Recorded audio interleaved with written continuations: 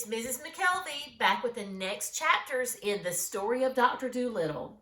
When we left off reading last time, Jip the dog was helping to find the boy's lost uncle. Do you remember how Jip was working to find the uncle? That's right, he was using his sense of smell. And one of Dr. Dolittle's friends was doubting that Jip could do it. Do you remember who that was? It was Gub Gub the pig. He does not think that Jip can do it.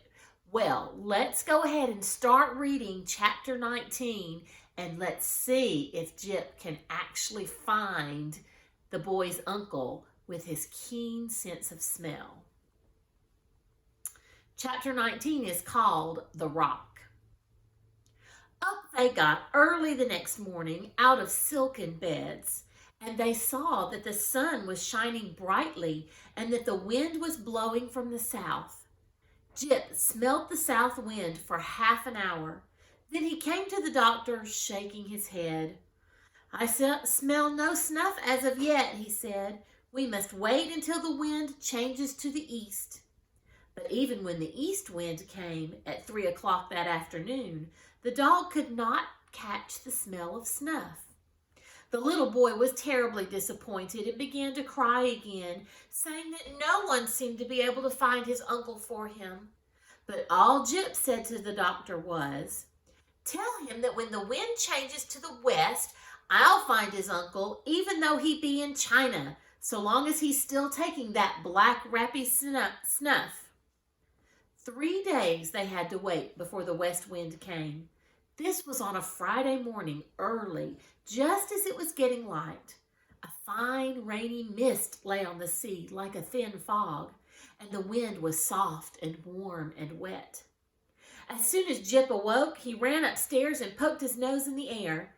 Then he got most frightfully excited and rushed down again to wake the doctor up. "Doctor," he cried, "I've got it! Doctor, doctor, wake up! Listen, I've got it! The wind's from the west and it smells of nothing but snuff. Come upstairs and start the ship, quick!" So the doctor tumbled out of bed and went to the rudder to steer the ship.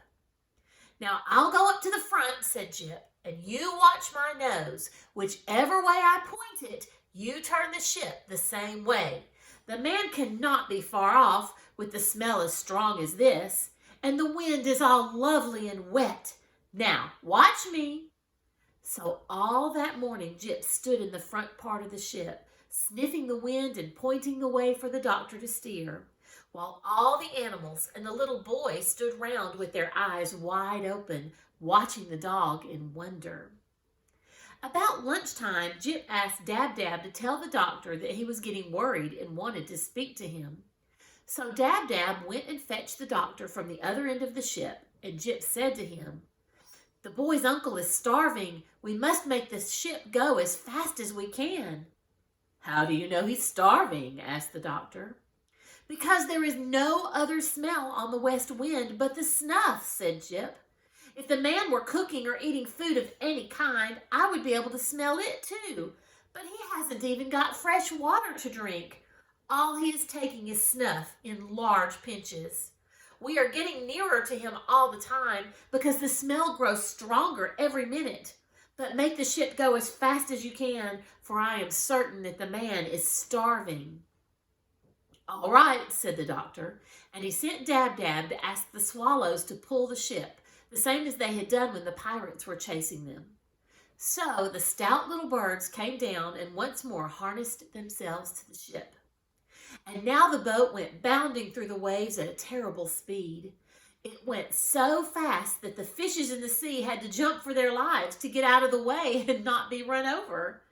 And all the animals got terribly excited, and they gave up looking at Jip and turned to watch the sea in front, to spy out any land or islands where the starving man might be. But hour after hour went by, and still the ship went rushing on over the same flat sea, and no land anywhere came in sight. And now the animals gave up chattering and sat around silent, anxious and miserable. The little boy again grew sad, and on Jip's face there was a worried look.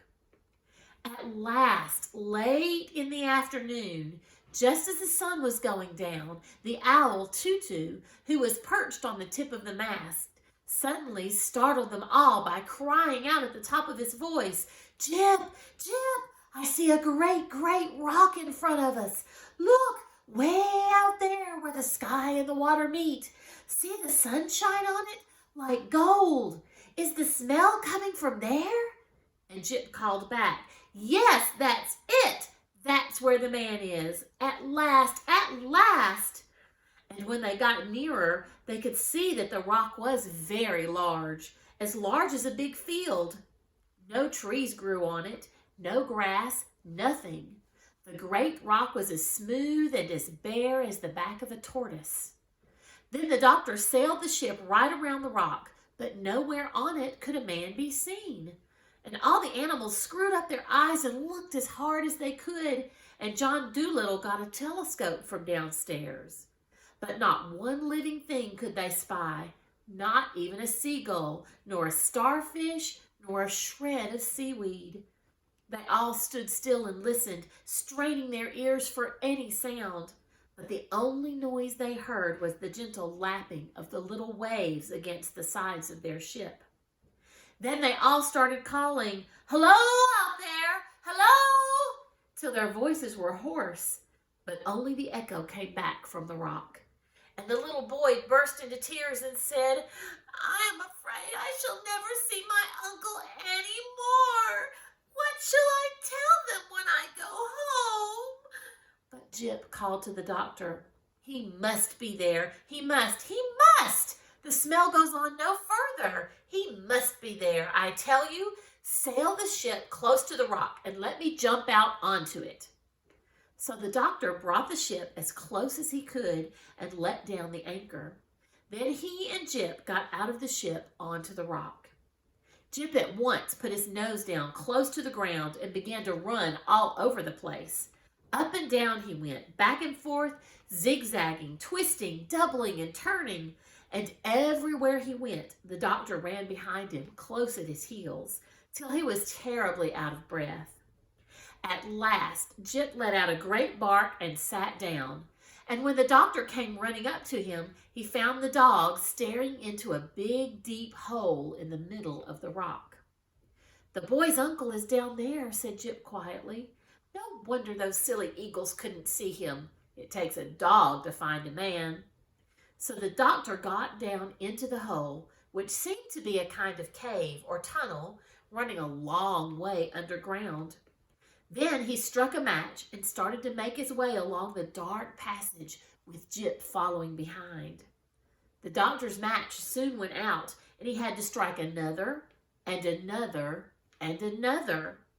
At last, the passage came to an end, and the doctor found himself in a kind of tiny room with walls of rock. And there, in the middle of the room, his head resting on his arms, lay a man with very red hair, fast asleep. Jip went up and sniffed at something lying on the ground beside him. The doctor stooped and picked it up. It was an enormous snuff box, and it was full of black rappy. The 20th chapter is called The Fisherman's Town. Gently then, very gently, the doctor woke the man up. But just at that moment, the match went out again. The man thought it was Ben Ali coming back, and he began to punch the doctor in the dark. But when John Dolittle told him who it was, and that he had his nephew safe on his ship, the man was tremendously glad, and said that he was sorry he had fought the doctor. He had not hurt him much, though, because it was too dark to punch properly. Then he gave the doctor a pinch of snuff. And the man told how the Barbary dragon had put him on this rock and left him there when he wouldn't promise to become a pirate, and how he used to sleep down in this hole because there was no house on the rock to keep him warm. And then he said, "For 4 days I've had nothing to eat or drink. I have lived on snuff." "There you are," said Jip. "What did I tell you?" So they struck some more matches and made their way out through the passage into the daylight, and the doctor hurried the man down to the boat to get some soup.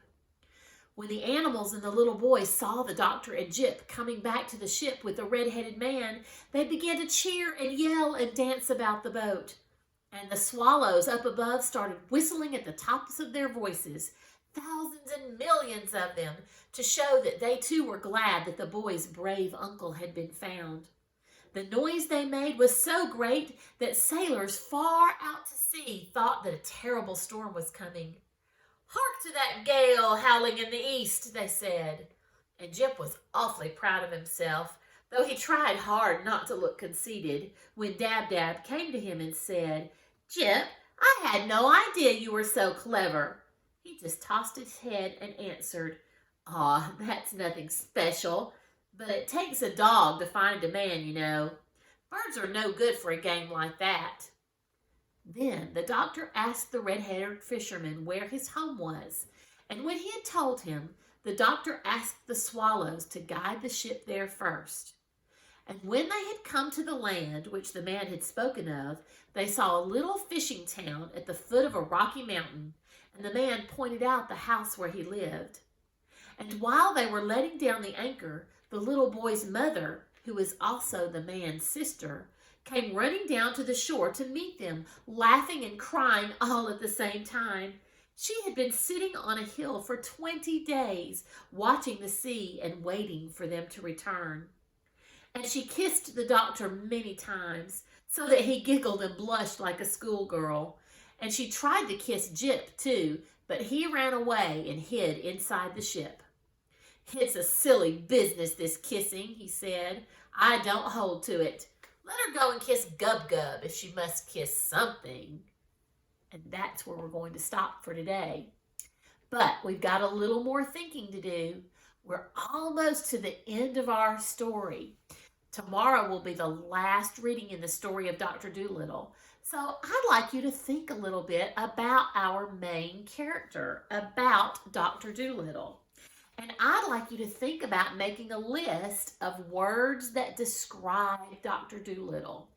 There are lots and lots of words that would be good descriptions for him. Think about all the adventures that he's had, all of the things that he can do, and make as long a list as you can of interesting words that describe Dr. Dolittle. Well, until next time, bye-bye.